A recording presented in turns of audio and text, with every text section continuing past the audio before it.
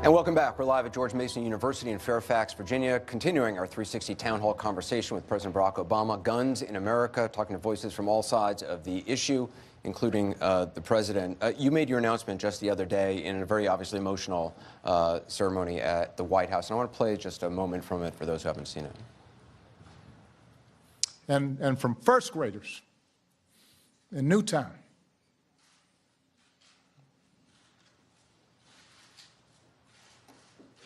first graders.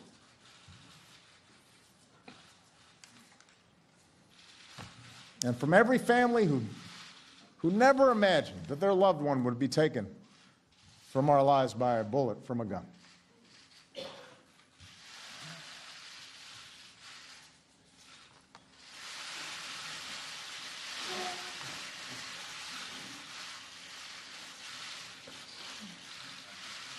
Every time I think about those kids, it gets me mad. I think a lot of people were surprised by that moment.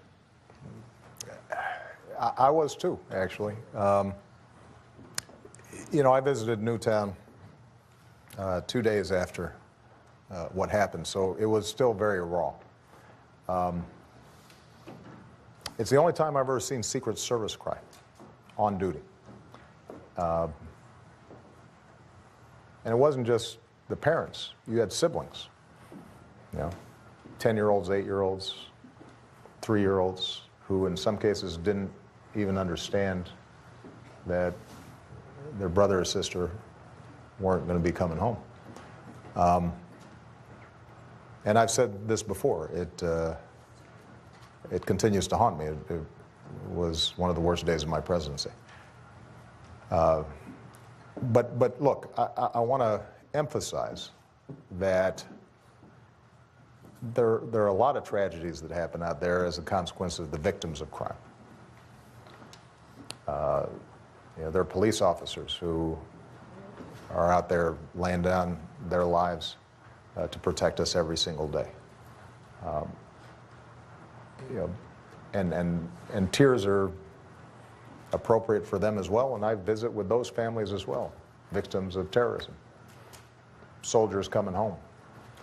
You know, there's a lot of heartache out there, and I don't suggest that this is the only kind of heartache we should be working on.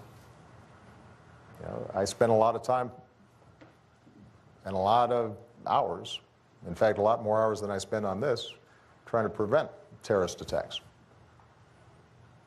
I spend a lot of time and a lot of hours trying to make sure that we're continuing to reduce our crime rate. There are a whole bunch of other answers that are just as important when it comes to making sure that the streets of places like Chicago and Baltimore are safer. Making sure kids get a good early childhood education. Making sure that we're teaching conflict resolution that doesn't involve violence. Making sure that you know, faith communities are able to reach out to young people and intervene in timely ways. So this is not a recipe for solving every problem. Again, I just want to emphasize that the goal here is just to make progress. And it's interesting, as I enter into my last year as president, I could not be prouder of the work that we've done, but it also makes you really humble, because you realize that change takes a long time, and a lot of the work you do is just to incrementally make things better so that 10 years from now, 20 years from now, the crime rate has gone down. That's not just because of my administration. That's the groundwork was laid by a bunch of good work by law enforcement and others for years across administrations on a bipartisan basis. The same is true with traffic safety. The same is true with advances in medicine. The same can be true with this if we stop exaggerating or mischaracterizing the positions of either side, and we just come up with some sensible areas that people agree with. Background checks are an example. The majority of gun owners agree with this. You talk about faith communities. Father Michael Flager is here. I know you know him well. He's a Roman Catholic priest in Chicago. For those who don't know, his church is St. Sabina on the south side of Chicago. I was there about a month ago. It was a great honor to be there. Father, you've given a lot of eulogies for a lot of kids in your community, far too many over the 40 years that you have been there. What's your question for the president? Mr. President, first of all, thank you. Thank you for your courage and your passion, and keep pushing. I happen to be from one of those cities where violence is not going down. Not only, as Anderson mentioned, the 55 shot, there's been 11 killed in 7 days in Chicago. One of the main reasons for that is the easy access to guns. It's easier to get a gun in my neighborhood than it is a computer. And the reality is because many of those guns have been bought legally. And I understand why people are pushing against you, because they understand it's a business and it's about a business. And so if we cut back the easy access to guns, less money for the gun manufacturers, less money for the gun lobby, I understand the business of it, but that business is causing blood. And the kids that are dying in Chicago, and for many years nobody even cared about Chicago because the violence is primarily black and brown. The reality is that I don't understand why we can't title guns just like cars. If I have a car and I give it to you, Mr. President, and I don't transfer a title and you're in an accident, it's on me. We don't take cars away by putting titles on them. Why can't we do that with guns? And every gun in America. So if somebody who's buying 200 guns, selling them on the streets, if they can't transfer those titles, then they're going to be held responsible for the guns that they sell. Well, Father Mike, first of all, for those of you who don't know him, has been working since before I moved to Chicago, and I was a 23-year-old when I first met him. And somehow I aged and he didn't. Which, your gray hair is not going back. Yeah, I can tell you from experience. Yeah. He was always the best-looking priest in Chicago. So, but Father Flager's done heroic work at St. Sabina Parish. Issues like licensing, registration, that's an area where there's just not enough national consensus at this stage to even consider it. And part of it is people's concern that that becomes a prelude to taking people's guns away. I mean, part of the challenge in this is that the gun debate gets wrapped up in broader debates about whether the federal government is oppressive, and there are conspiracy theories floating around the internet these days all the time. We did a military exercise in Texas, and a whole bunch of folks were sure that this was the start of martial law, and were suggesting maybe don't cooperate with the United States Army in an effort to prepare so that if they get deployed overseas, they can handle it. But that's how difficult sometimes these debates are. But I want to pick up on some things where I think there should be consensus.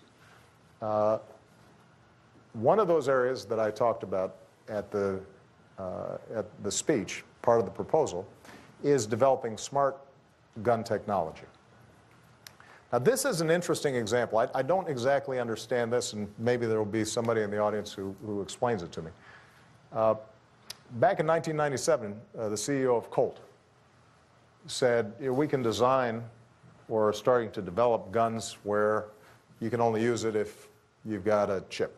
So you wear a band or a bracelet, and that then protects your 2-year-old or 3-year-old from picking up the gun and using it. And a boycott was called against them, and they had to back off of developing that technology. The same with Smith & Wesson. They were in the process of developing similar technology, and they were attacked by the NRA as surrendering.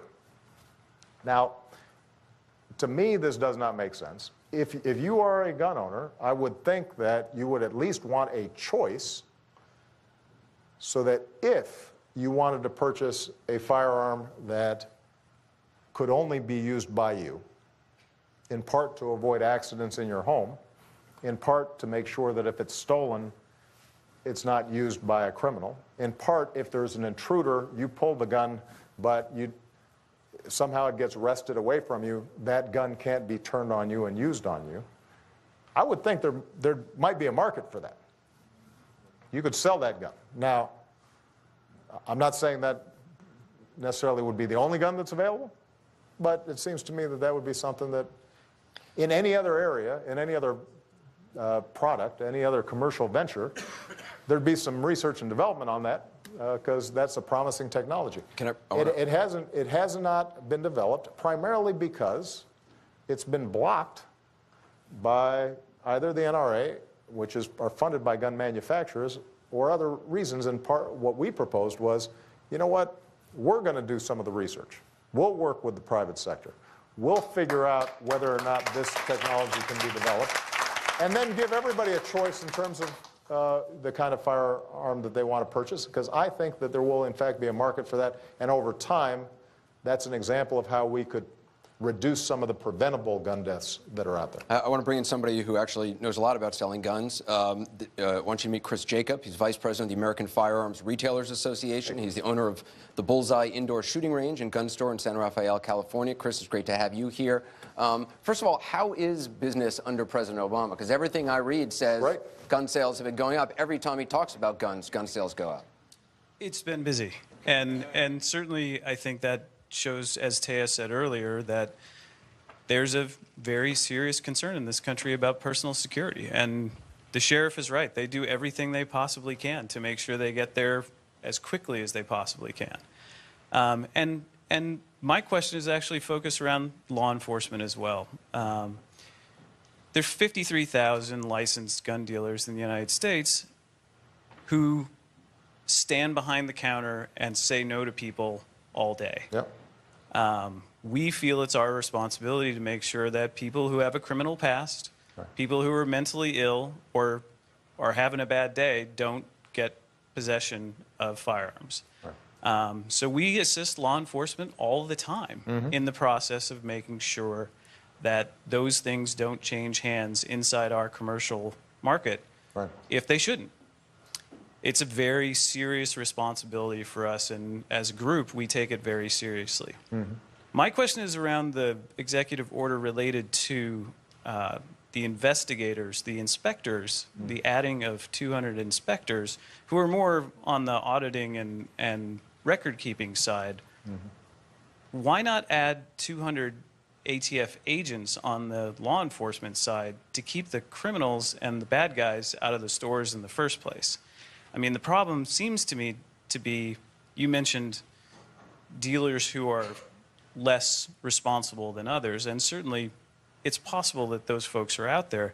But if we can enforce the laws that already exist, the tens of thousands of gun laws that are on the books right now, it might create a very significant deterrent and Chris, getting those people in the Let stores. me also point out the number of ATF agents during your administration has actually declined. So even if you hired 200 not more, because of my budget. But even if you hired 200 more, it'll get it to what it was right before you took office. Well, look, first of all, there are a whole bunch of responsible gun dealers out there. And my hope would be that those gun dealers would support making sure that everybody's following the same rules that they are. That's number one. Number two is we're not writing a new law. Only Congress can do that.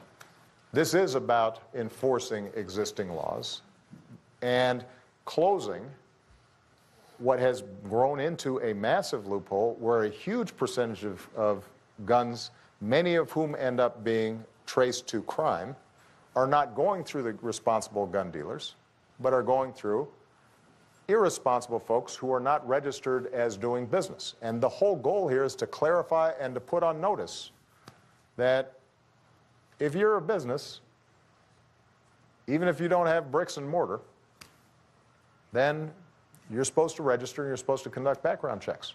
So the issue is not where you do it, it's what you're doing. And that should not be something that threatens responsible gun dealers across the country. In terms of the ATF, it is absolutely true that the ATF budget has been shrunk. It's a little late, but you know, you knew what I meant. And part of it is because the politicizing of this issue. So many in the Republican Congress feel as if the ATF is not their friend, but their enemy. Part of the story I was telling. This issue should be politicized, though. Well, but what I mean by that, Anderson, is that they have been portrayed as trying to take people's guns away, as opposed to trying to make sure that the laws are enforced. And one of the most frustrating things that I hear is when people say, who are opposed to any further laws, why don't you just enforce the laws that are on the books?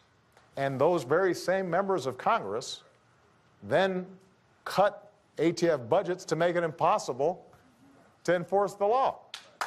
And so it is, and by the way, the ATF is a law enforcement agency working under the FBI that is doing enormous work in going after criminals and drug cartels and have a pretty dangerous job. So it's not as if doing background checks or auditing gun sales is all that they're doing. Part of my proposal is also developing better technologies so that we can do tracing of shells when a crime is committed in order to figure out who exactly are the perpetrators of the crime and where did they obtain the weapon. So there's a whole bunch of other elements to this that are going to be important. But my hope is that responsible gun dealers like yourself and your organization are going to be supportive of this proposal, because it should actually help push away unscrupulous dealers, and that means more customers for you guys. I want to bring in Mark Kelly, as you know, former astronaut, husband of former Congresswoman Gabrielle Giffords, who we're proud to say is here tonight. 5 years ago this week in Tucson, Arizona, Congresswoman Giffords was shot. 6 others were killed. Captain, your question? Well, thank you for being here, Mr. President. As you know, Gabby and I are both gun owners. We take gun ownership very seriously and, really think about the voices of responsible gun owners in this debate. But I want to follow up to something Father Pfleger said and your answer to his question, and it's about expanded background checks. Often what you hear in the debate of expanding background checks to more gun sales, and as you know, Gabby and I are 100% behind the concept of somebody getting a background check before buying a gun. But when we testified in front of the Senate Judiciary Committee, we heard not only from the gun lobby, but from United States senators that expanding background checks will, not may, will lead to a registry, which will lead to confiscation, which will lead to a tyrannical government. So I would like you to explain, with 350 million guns in 65 million places, households, from Key West to Alaska, 350 million objects in 65 million places, if the federal government wanted to confiscate those objects, how would they do that? Well, look, first of all, every time I see Gabby, I'm just so thrilled because I visited her in the hospital.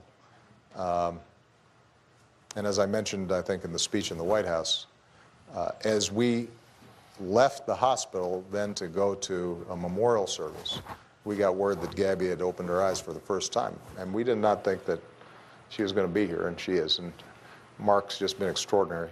And by the way, Mark's twin brother's up in space right now and is breaking the record for the longest continuous orbiting of the planet, which is pretty impressive stuff.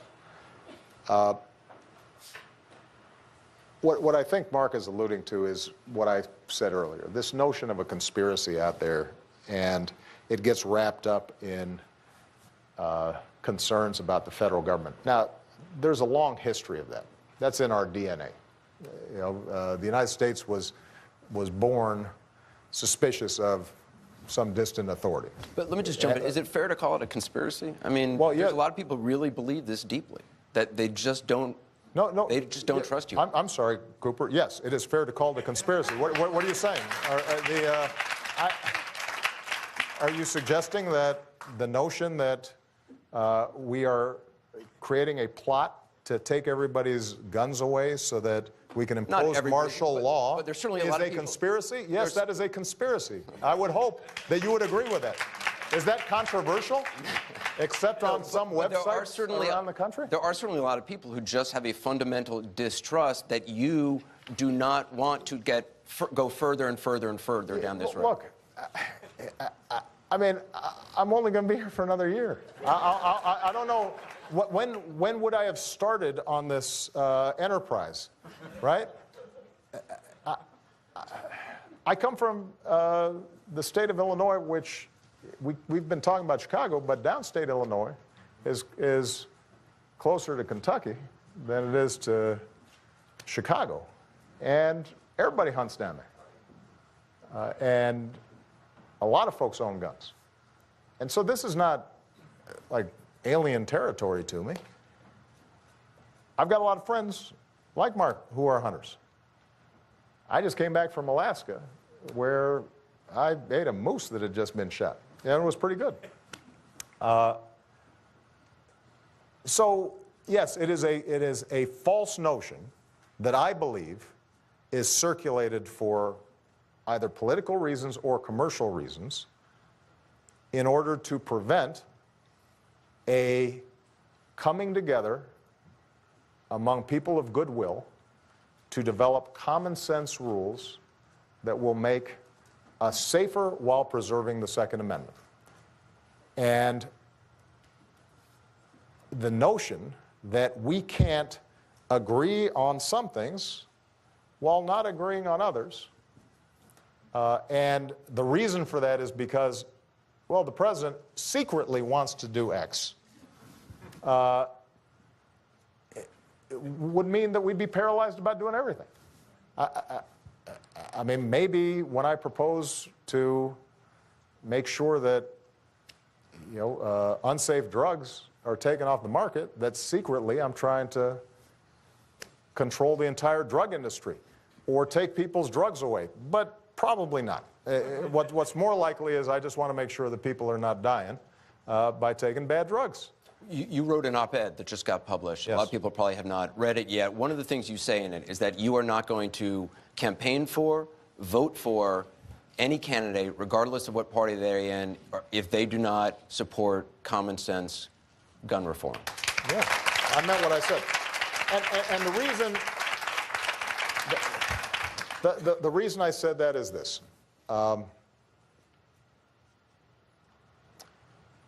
The majority of people in this country are a lot more sensible than what you see in Washington. And the reason that Washington doesn't work well, in part, is because the loudest, shrillest voices, the least compromising, the most powerful, or those with the most money, have the most influence. And the way Washington changes is when people vote. And the way we break the deadlock on this issue is when Congress does not have just a stranglehold on this debate, or excuse me, the NRA does not have a stranglehold on Congress in this debate, but it is balanced by a whole bunch of folks, gun owners, law enforcement, the majority of the American people. When their voices are heard, then things get done. The proposals that we put forward are a version, a lawful, more narrow version of what was proposed by Joe Manchin and Senator Toomey of Pennsylvania, a Republican and a Democrat, both of whom get straight A scores from the NRA. And somehow, after Newtown, that did not pass the Senate. The majority of senators wanted it, but 90% of Republicans voted against it. And I'll be honest with you, 90% of those senators didn't disagree with the proposal, but they were fearful that it was going to affect them during the election. So all I'm saying is that this debate will not change and get balanced out so that lawful gun owners and their Second Amendment rights are protected, but we're also creating a pathway towards a safer set of communities. It's not going to change until those who are concerned about violence are not as focused and disciplined during election time as those who are. And you know, I'm going to throw my shoulders behind folks who want to actually solve problems instead of just you know, getting a high score from an interest group. We have time for one more question. And we talked about Chicago a little bit. We haven't really heard from young people tonight. No offense to those who have spoken, because I'm in the same category as you all. Sorry, Father. But there's a lot of kids. There's a lot of kids, as you know, growing up in Chicago, fearful of walking to school, fearful of coming home from school. Yeah. There's a lot of kids who have been killed on buses. There's a lot of moms of kids who have been killed in the streets of Chicago. And I want you to meet Trey Bosley. He's 18 years old. He's a high school student whose brother Terrell was shot and killed nearly 10 years ago while he was helping a friend in a church parking lot. Terrell would have turned 28 years old on this Tuesday. What's your question, Trey? Yeah, as you said, I lost my brother a few years ago, well, 10 years ago. And I've also lost countless amount of family members and friends to gun violence as well. And just speaking on growing up as a young black teen in Chicago, where you're surrounded by not only just gun violence, but police brutality as well. Most of us aren't thinking of our life on a long-term scale. Most of us are either thinking day-to-day, hour-to-hour, for some even minute-to-minute. I want to thank you for your stand against gun violence, for not only the victims of gun violence, but those on the verge of being victims of gun violence. And my question to you is, what is your advice to those youth growing up surrounded by poverty and gun violence? Well, first of all, Terrell, I couldn't be prouder of you. And I know, is that your mom next to you? I know she's proud of you right now. So good job, Mom. You know, when I see you, Terrell, I think about my own, Trey. Excuse me, Trey. When I see you, I think about my own youth. Because I wasn't that different from you. Probably not as articulate and maybe more of a goof-off. But the main difference was I lived in a more forgiving environment. If I screwed up, I wasn't at risk of getting shot. I'd get a second chance. There were a bunch of folks who were looking out for me, and there weren't a lot of guns on the streets. And that's how all kids should be growing up, wherever they live. I mean, my main advice to you is to continue to be an outstanding role model for the young ones who are coming up behind you. Keep listening to your mom. Work hard and get an education. Understand that high school and whatever peer pressure or restrictions you're under right now won't matter by the time you're a full adult, and what matters is your future. But what I also want to say to you is that you're really important to the future of this country. And I think it is critical in this debate to understand that it's not just inner city kids who are at risk in these situations. Out of the 30,000 deaths due to gun violence, about 2/3 of them are actually suicides. Now, that's part of the reason why we are investing more heavily also in mental health under my proposal. But while the majority of victims of gun homicide are black or Hispanic, the overwhelming majority of suicides by young people are white. And those two are tragedies. Those two are preventable. I'm the father of two outstanding young women, but being teenagers is tough. And, you know, we've all remember, you know, the times where you get confused, you're angry, and then next thing you know, if you have access to a firearm, what kind of bad decisions you might make. So those are deaths we also want to prevent. Accidental shootings are also deaths we want to prevent.